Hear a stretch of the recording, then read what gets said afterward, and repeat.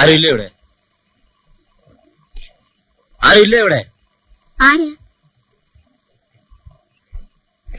അല്പ അകലേന്ന് വരിക. ഇവിടെ ആണുങ്ങൾ ആരും ഇല്ലേ? ഉണ്ട്, എന്റെ കെട്ടിയാനുണ്ട്, ഉറങ്ങുക. എന്താ കെട്ടിയവന്റെ പേര്? കുട്ടപ്പൻ എന്നാ. കുട്ടപ്പൻ. വിളിക്ക. ആ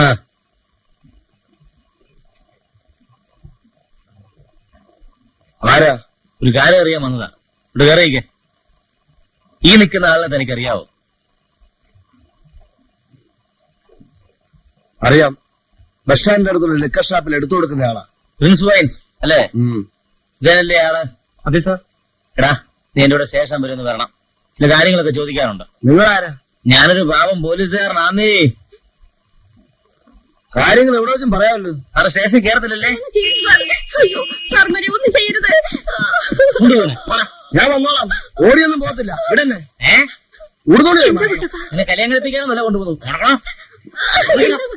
എന്താ കാര്യം? നിങ്ങൾ പേടിക്കണ്ട, എന്നെ ആരും ഒന്നും ചെയ്യാൻ പോണില്ല.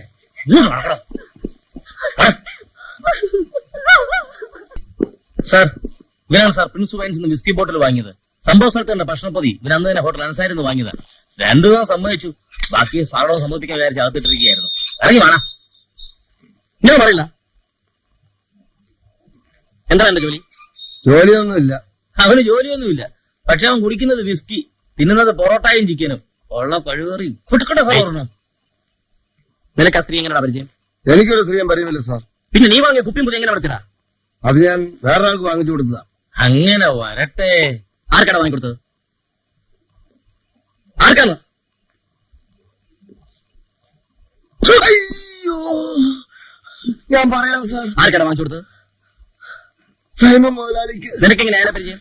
ഞാൻ സൈമ മുതലാളിയുടെ ഡ്രൈവറാ.